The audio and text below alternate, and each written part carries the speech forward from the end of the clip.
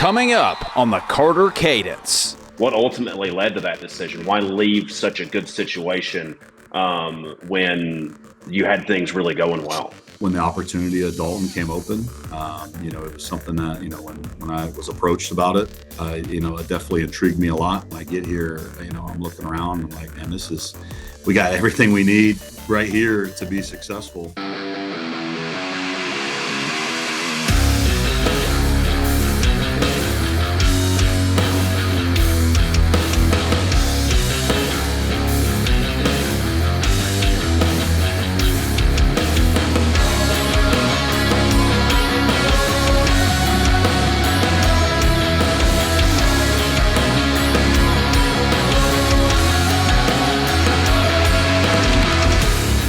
Hello and welcome to the Carter Cadence. Welcome back and welcome into the show. Hope you guys have been doing well this past week. We are excited for another edition of the show this week. We will have new Dalton head football coach Chris Prewett on. Excited to talk to him and catch up on all things that have been going on with the Dalton Catamounts since he took over here at the beginning of the year, as he has made the transition up from Roswell down in the Atlanta metro area, now getting settled in the cozy confines of the Northwest Georgia area in Dalton, GA. So we'll talk to him. Coming up in this week's NWGA Throwback segment, going to kind of get back into our series where we look at some current NFL players from our area and take a look back at their high school tape. We'll do Michael Carter II from South Paulding High School, as he is currently playing with the New York Jets. He's been with them his entire career after playing at Duke. And boy, was he special in high school. He had some really incredible tape in high school, did some special things in all three phases of the ball game, and excited to take a look at that in this week's Throwback segment. Let's set the show up with our usual reminders. We have our social media at Brooks A. Carter on Instagram, on X, and at Brooks Carter Media on Instagram and TikTok. You can follow Northwest Georgia Football at NWGA Football on Facebook, X, and Instagram. And then follow the show, the Carter Cadence. Just search that on YouTube, Spotify, or Apple Podcasts, and follow and subscribe. Like this video and subscribe to our channel. It'll really help us out from a standpoint of getting this show more exposure. So that sets the show up. Let's go ahead and get into it. Here is this week's Player Spotlight. So this week's Player Spotlight, we're going to combine a couple of seasons into one from his highlight reel. This is Brodie McWhorter, the starting quarterback for the Cass Colonels. Brodie got hurt last year, season-ending injury, broke his leg, so he only played about half the year. Starting out here with his sophomore highlights, big long touchdown pass against Calhoun. This guy is absolute money. He's got some really good athleticism, able to roll out of the pocket, and he just has an unbelievable arm. He can make all the throws. He's a guy that is committing to a Power 4 level high school coming up in May. He announced his commit date, but hasn't announced where he's committing to. Look at that, over the top of two guys. Drops a dime in the double coverage. And then you see the wheels here. This is against the Cale Longhorns. Gets in for a score here. Playing against the Daresville, going to take the top off the defense here. Now, he's got some good guys that he's been able to throw to the last couple of years. Wide open on a wheel route down the sideline. It's against Lakewood. Keeper here on the option off the left side, takes it all the way to the house for a touchdown. Eludes the pressure, scrolls out of the pocket and gets a man open in the end zone for a touchdown. Comes back, finds the guy in the back of the end zone here.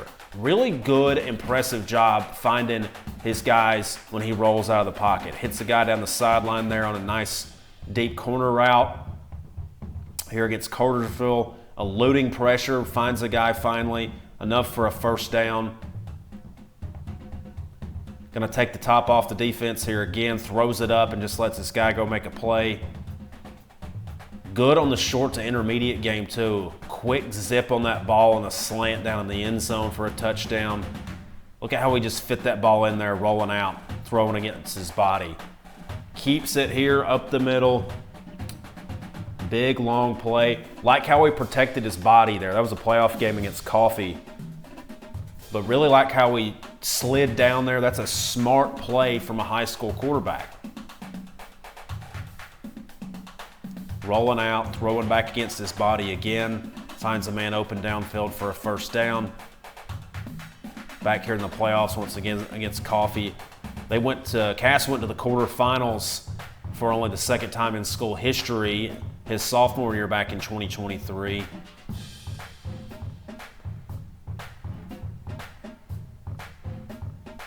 Rolling out here, looking, going to take a deep shot downfield, gets a man open behind the defense. He only played, as you see there, his stats, 4.5 games. He got hurt in the 5th game of the year. And he's looking to come back stronger than ever here in his senior campaign. But what little he did play, about half the regular season, he was unbelievable. And you could tell he really took the leap from his sophomore to junior year as the starting quarterback. I really would have loved to have seen what Cass was able to do had he been able to play the whole year and not gotten hurt. I mean, he looks bigger, looks stronger from year to year, and just ton of zip on those balls there. Nice, crisp pass there on the slant over the middle. Good job on the keeper here. As I mentioned, he's got deceptive speed. Huge run down the sideline here. Gets all the way down to about the 20. Look at this one. I think that was supposed to be a keeper, but he wound up almost getting sacked for a loss, spins out of it, finds a running back, picks up about 6 yards. But that was a heck of a 6 yards to pick up.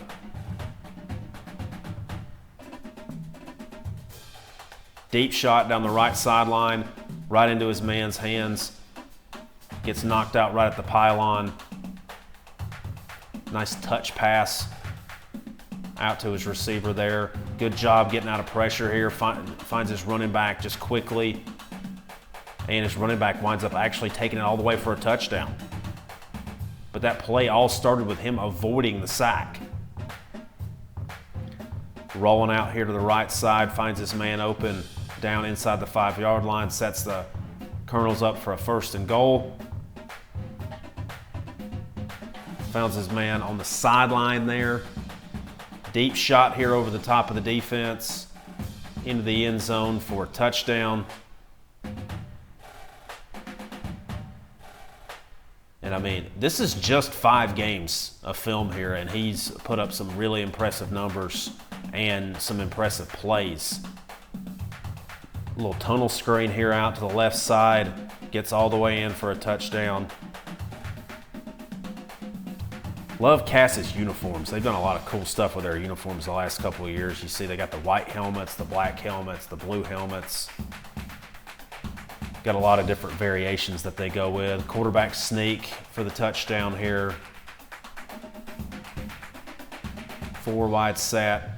Saving the best for last year. This was a heck of a pass that he threw off at the end there over the shoulder, and that is Brodie McWhorter, who is a 4-star quarterback and will be playing, as I mentioned, Power 5 football. He is considering the likes of Mississippi State and Indiana are among his top 4. I can't remember who the other 2 are, but he's a really talented football player. I would say he's probably the best quarterback from a recruiting standpoint in our entire area coming back this season in the Northwest Georgia football area. So excited to see what he can do. That's this week's Player Spotlight. Coming up next, we will talk with Dalton Catamount head football coach Chris Prewett. Really excited to see what he's got in store for this program. He's kind of an outsider, so to speak. He's not a guy who's from the area, affiliated with the program in any capacity. And I think that's exciting for Dalton. It's not something they've usually ever done. We'll talk all about that coming up next. This is the Carter Cadence. Welcome back into the Carter Cadence, now joined by new Dalton head football coach Chris Prewett. And I might add that I think I talked a little bit about this. I knew Chris way before he ever wound up being a head coach in my hometown. He actually played with my brother at LaGrange College, so I've known Chris since I was in high school. First and foremost, I know you've been moving, getting settled in. How have things been? I know this is always a whirlwind when you kind of make a job transition like this. Is this a first-time experience for you? I know you were at Roswell for quite a while. So yeah, I mean, everything's been brand new for me. I was at Roswell for 8 years, and even when I went from assistant to be a head coach, it was right in the middle of COVID. So yeah, it's been the first time, kind of figuring everything out while I've been here. I've been blessed to be here since January. Our admin and our people here at Dalton have really helped me out and just transition through everything and try to make it as smooth as possible. We feel like we've hit the ground running, and we've accomplished a lot in 3 months. Obviously, a lot of work still to do, and really if you look at any sort of results based business, we haven't done anything. We're just getting to the point where we can get to that performance. So I feel like our kids have been really, really responsive, and really done a really good job. And, I think they were very eager to get coached and eager to be coached. And, we talked about it from the day I was here. Like, I love you unconditionally right now, and I said, that means I'm going to coach you hard, and I'm going to be on you all the time for every little thing. And sometimes you're not going to like that, and I'm fine with that. But you have to know and understand where we're going and what we're trying to build here. And to your point, it's been a great experience so far. And Dalton is definitely a different world than Roswell, Georgia. So it's actually a welcoming for me and my family. We're from a smaller town, and being in Roswell is a little chaotic at times, and being able to get back together since we've just now moved has been a blessing, and has been really, really good.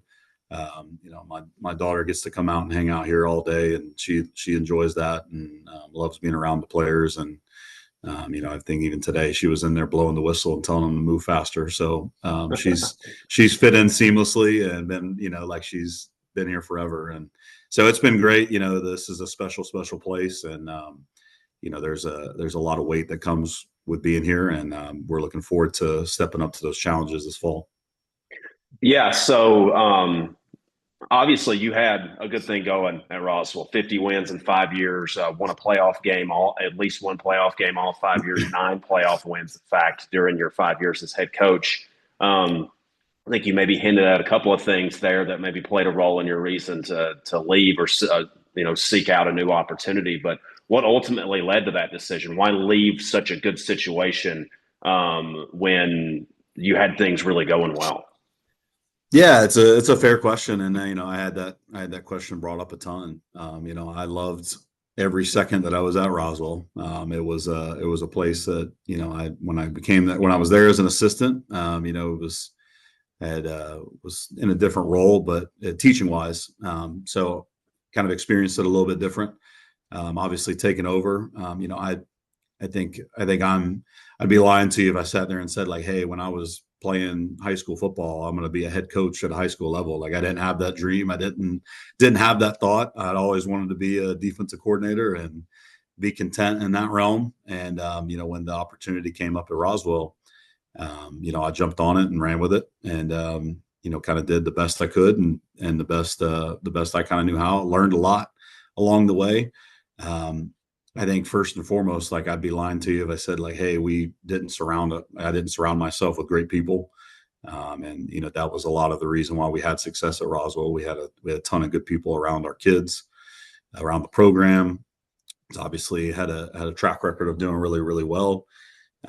We were able to build that program, to be a sustainable thing for 5 years.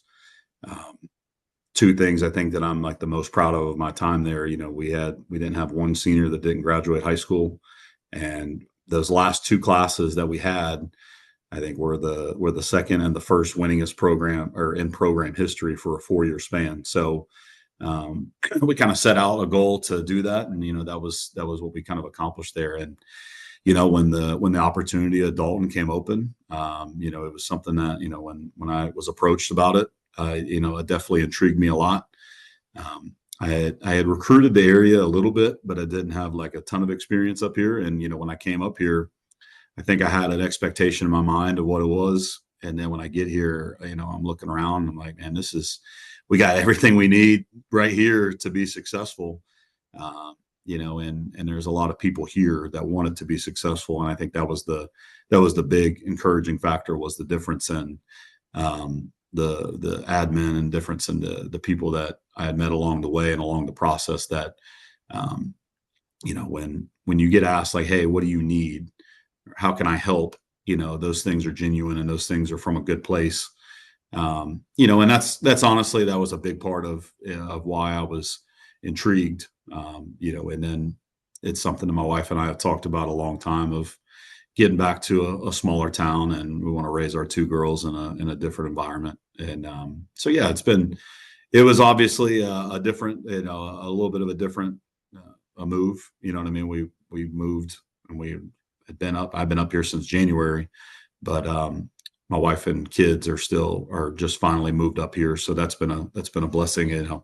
Driving, I logged way too many miles from Roswell to Dalton. And I think I'm probably one of the few people in the history of Georgia travel that have ever had that many miles from Dalton to Roswell. But being up here, being around the kids here, being around the people here, I had thought Roswell had like a good history, a good foundation of the history, until you come up here and every person has some sort of tie to Dalton. They're a former Catamount. They played, their dad played, their uncle played, someone played for the Catamounts. And, I embrace places like that, because I think that's what high school football is all about.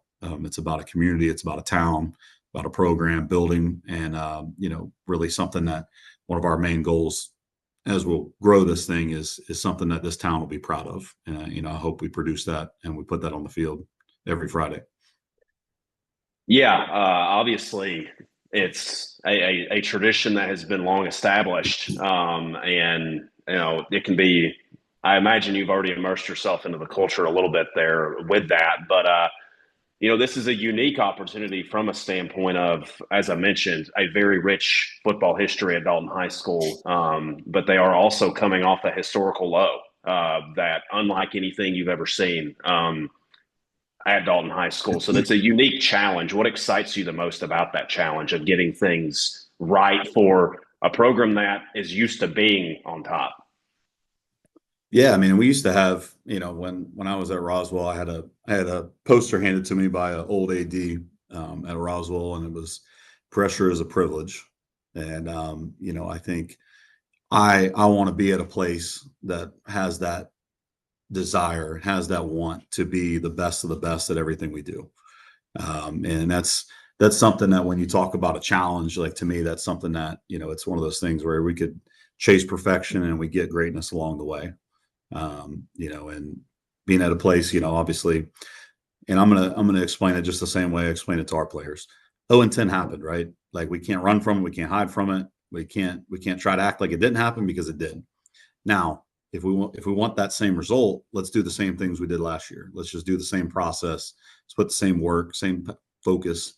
But if we want to change it, like, we got to do some things different, and we got to wake up and realize everybody around us and every team we play is operating in a different world, and they're all working to be good.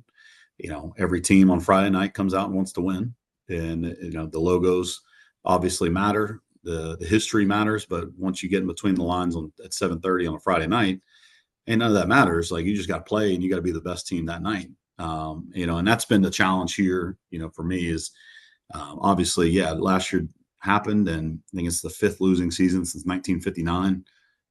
So it's obviously, to me, I look at it, once we look back, 5-10 years from now, that's going to look like a blip on the radar. This program is established, and we have the players here and the coaches and the support around us. Like, we're going to have some success, and we're going to be very, very good. You just hope that, like, my push for them every day said, is to be the best person you can be today. The August will take care of itself in August, but, like, it's April 11th. Like, let's be a really good person April 11th. Like when we ran today, let's run really, really fast today, and then go lift really, really well today. And just kind of keeping it like one day at a time, and really focusing on the here and the now.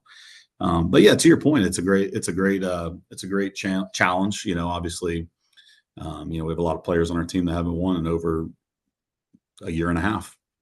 So we gotta get that culture back of winning and competing at everything we do. And I think we've cultivated a good culture in the 3 months we've been here. And I think it starts with those daily habits like we're talking about. And I think our guys are doing a really, really good job at it. They're working extremely hard. I love the excitement that we're in there with every day. And like I said, we may have another not so great year record wise, but I look at the way they work in there.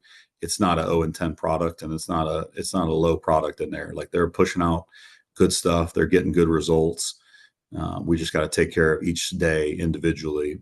And then once we get to August, like, that'll take care of itself because of all the work we put in from the past. Yeah, stacking good days on good days for sure there. And one thing I think about as someone who grew up in Dalton, I didn't go to Dalton High School, but I know a lot about Dalton High School. And one name that is synonymous with that program in this area is Bill Chappell. And you were the first head coach since 1963 that isn't Bill Chappell himself, or is it affiliated with Bill Chappell from a player or former assistant? What have you learned about Coach Chappell and that legacy that he had there? And then, what about trying to build your own legacy and carve out your own path excites you about this job? Yeah, I would say, Coach Chappell, obviously I never had the pleasure of meeting him, or the honor, to meet him and be around someone that has experienced so much football and experienced so much of growing people. I think the thing that stands out when I talk to people about Coach Chappell is the discipline and there was a certain way of doing things, and if you stepped out of that line, there was going to be a problem. And when you turn that into 2025, like that rule still stays in place now. It's not different than it was way back in the 60s or the 70s. Now the schematics of that and how it looks may be different, but the team that usually wins on Friday, right, is the one that probably blocked really well, didn't turn the ball over, and tackled really well. So all those principles, still hold true from when Coach Chappell was here. I think that, like I said, the biggest thing I think that stuck out to me is you can tell that program was disciplined, and they had an aura, and they had a way of going about things that I think stood themselves out amongst anybody else that they played. And I liken the term. Someone said, when Coach Chappell's team would come out, you knew you were in for a problem, like you knew you were in for a game. And I said, well, the way I describe that is, I said, if we're going to play a game and we're going to be on the field, it better be the worst 48 minutes of your week. Like, you better leave that game and be like, I have no interest in ever playing Dalton High School football ever again. That's what we want to give to every single opponent that we play. And that's the mentality that our kids need to have and need to start cultivating. You mentioned, my legacy, and like, I don't get too caught up into that, to be honest with you. I liken it every year. Like, we have a cool opportunity this year, right? Last year was an incredible year because it was the 100th year of Dalton football. This is a brand new century of football, a brand new way of operating on a day-to-day basis. And the cool thing is the same parameters and the same basics that were used for the last 100 years are going to be used again. It may just look slightly different, and we may not be under center and I formation too often, but we're going to be a physical team. We're going to tackle well. We're going to try to do those little things right every single time we're out in the field, and we strive really for our kids to make an impact. Like, each team has a life and a story of its own.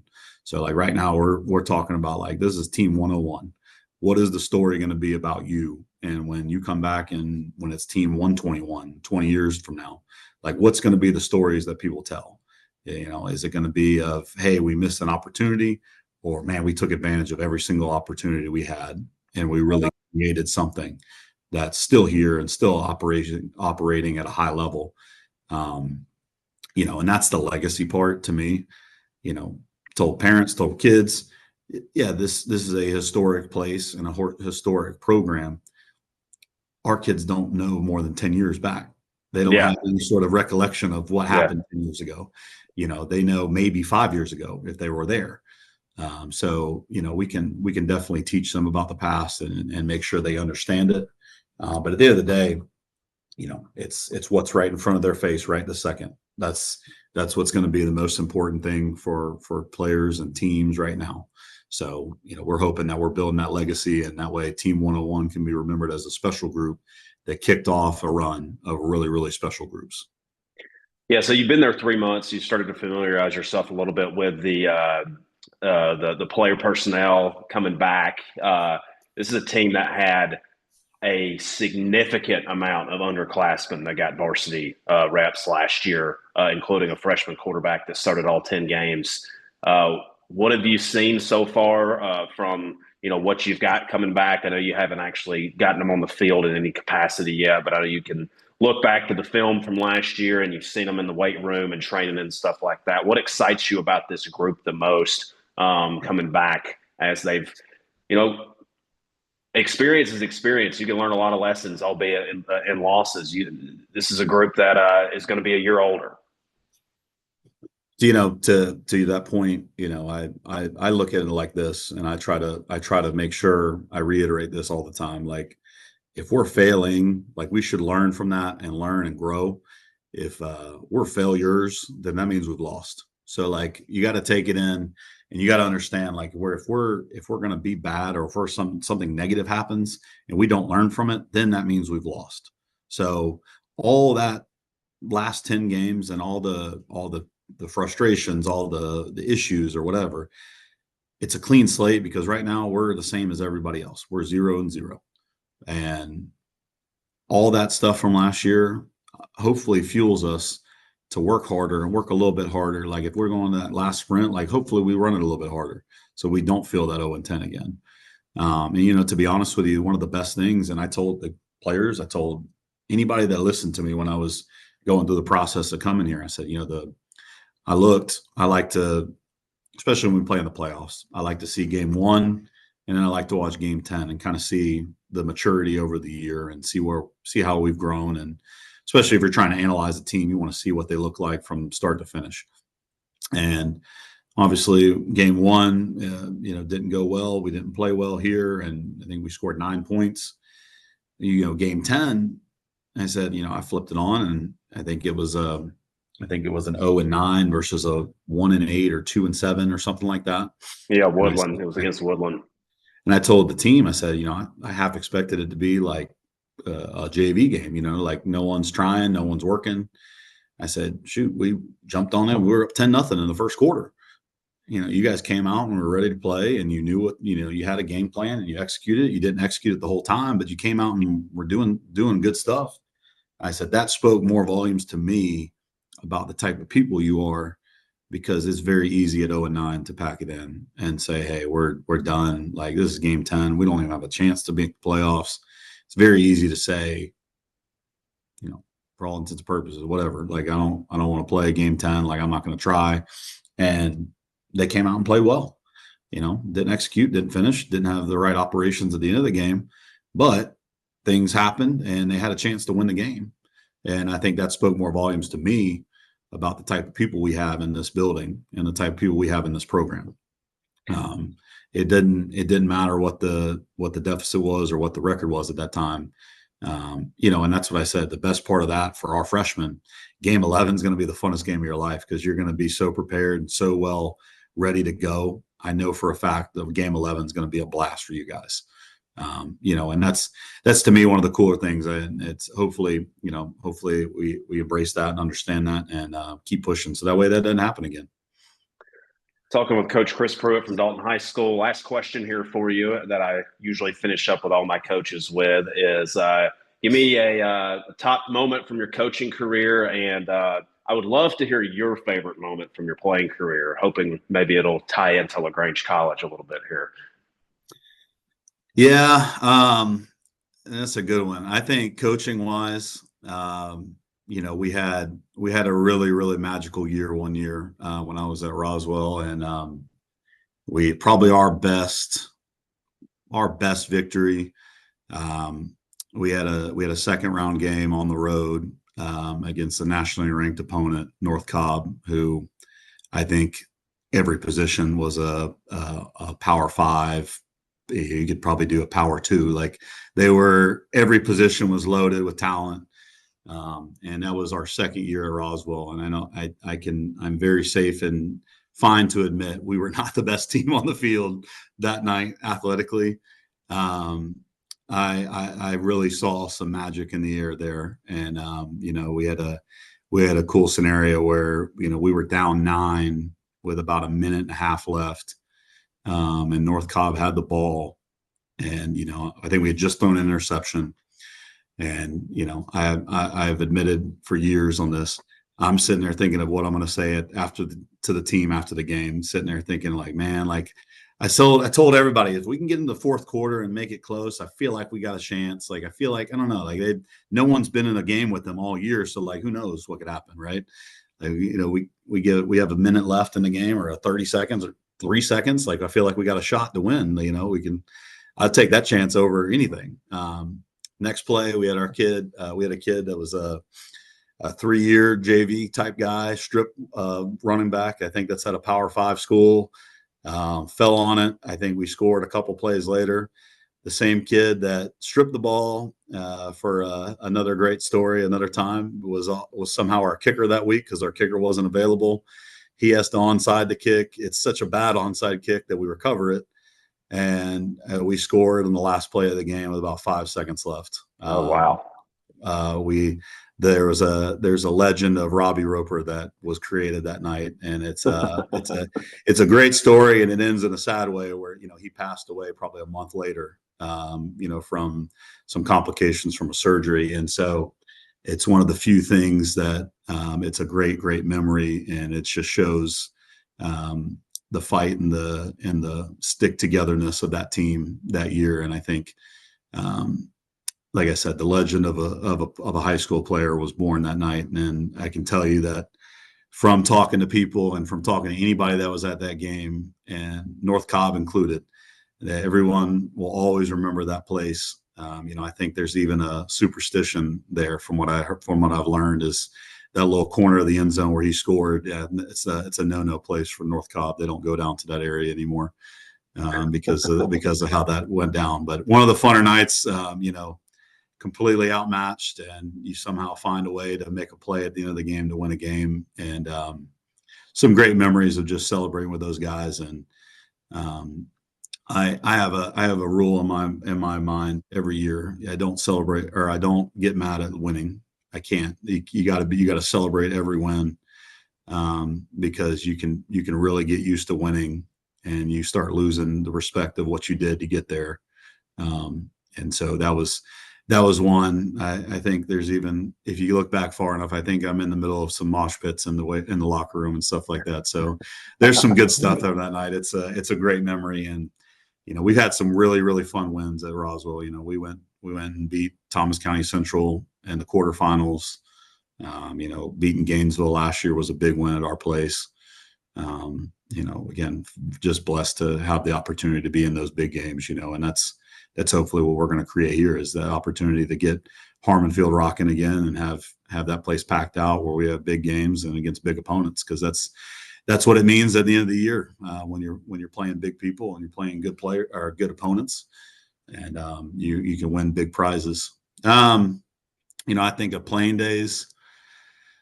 I had a cool moment my freshman year. I returned an onside kick for a touchdown I remember that. Yeah, and I wasn't expecting the ball, nor was I expecting to really play, to be honest with you. So it was a cool moment. I had a good game my junior year where I had 2 interceptions. That was pretty fun. One was a pick 6. I had come back from a knee surgery the year before. It was a big game at home. Was the onside kick one? Was that Blackburn? Is that right? It was one of those ones in Illinois. One of those ones where you're about to run into a cornfield. Yeah, I think we are. I think there was a nice chain link fence that was separating the cornfield and the end zone. So, it was looking now, it's an interesting place. But I wouldn't. I tell people all the time, and I even try to get some of our kids to understand. Like, I wouldn't trade those Division III football days for anything. I love big time schools and going on campuses or whatever to watch games.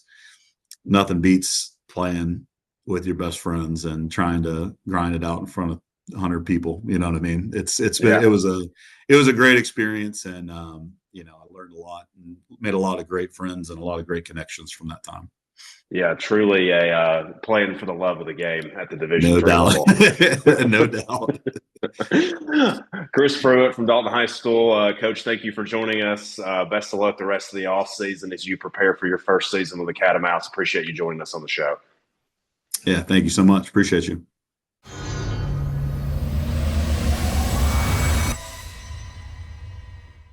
Welcome back into the Carter Cadence. Hope you enjoyed that conversation with Dalton head football coach Chris Prewett.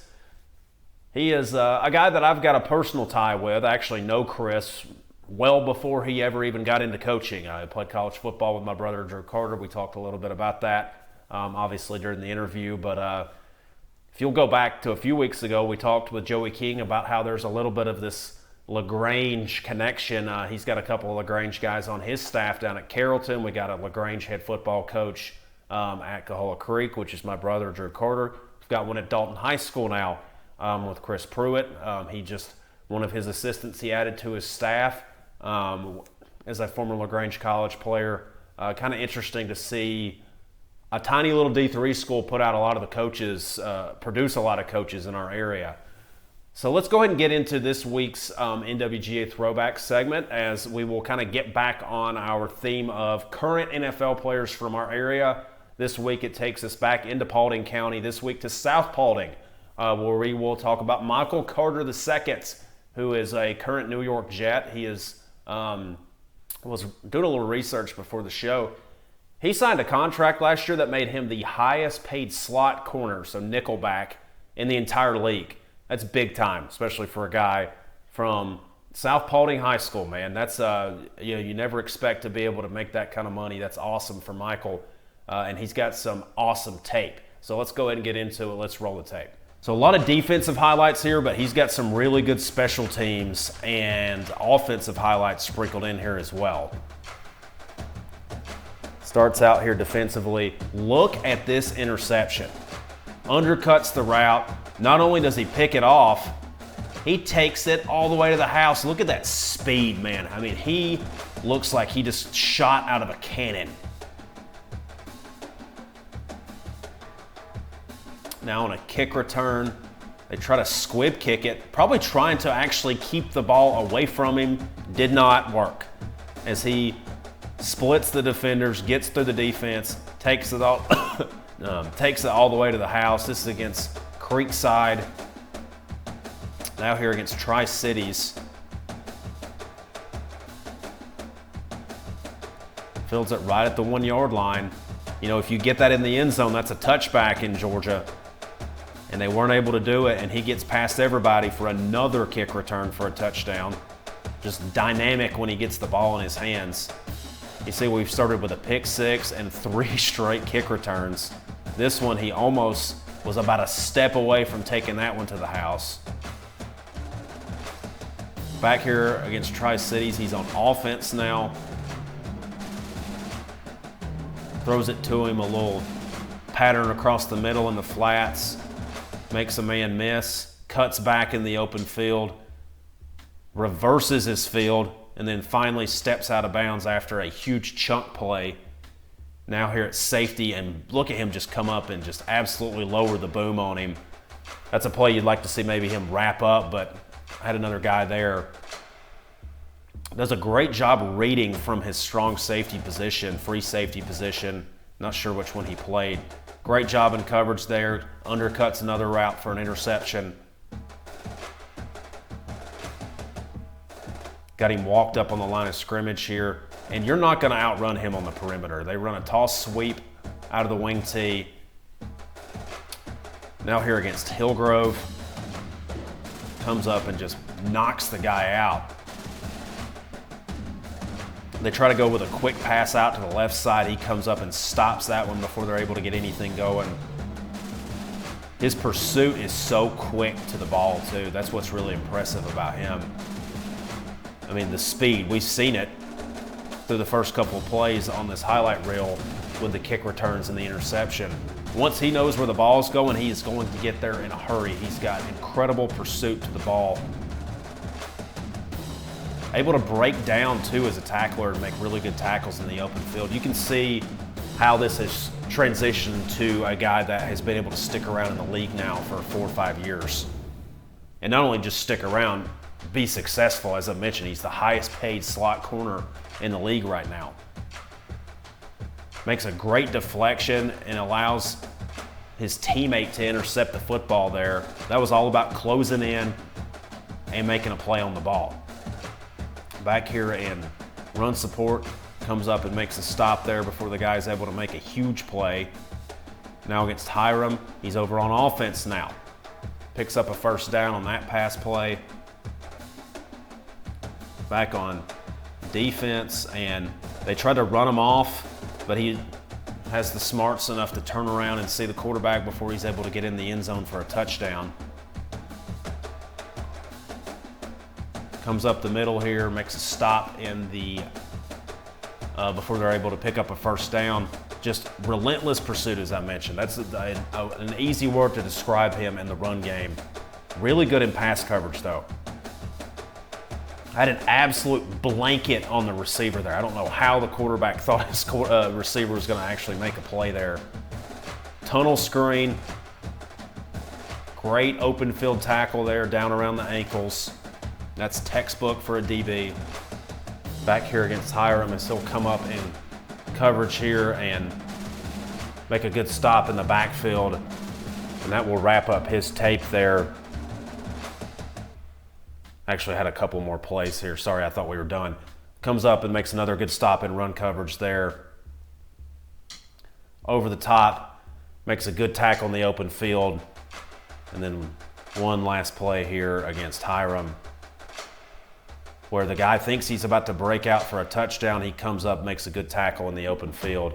Really, really good job. That's Michael Carter, the second current New York Jets, and one of the, probably an underrated guy that doesn't get as talked about as much as he should from, in regards to the all-time greats from our area. I mean, he's a guy that was an all-conference, all-ACC caliber player at Duke. I mean, he's from kind of maybe two lesser-known schools, or two schools that don't get quite as much exposure within our own coverage map. I mean, South Paulding to Duke. Duke obviously not as popular from a football standpoint. Obviously, we know all about their basketball program, but he's a really talented football player, and he's continued to prove that as he's stuck around the league. So that's this week's NWGA Throwback Players. So that will wrap up this week's show. Thank you guys for tuning in. I am really excited about where the future of this show as we've continued to build this out. So thank you so much each week for tuning in and really helping build this thing out, as we're almost 10 episodes in now, man. And it's been a real treat to watch this thing kind of be built out and watch all you follow along over the last few weeks. So I really appreciate it. You can always follow along. I'm on social media at Brooks A. Carter on X, on Instagram at Brooks Carter Media, as well as TikTok. And then you can follow NWGA Football just by searching that on Facebook, Instagram, and X. And then also follow the show at the Carter Cadence. Just search that on YouTube, Spotify, and Apple Podcasts, and subscribe. You'll get notified when new episodes come out. Like this video, in fact, it'll help us continue to get the show out and get some exposure for it. So thank you guys for tuning in. We will catch up next week. This has been another edition of the Carter Cadence.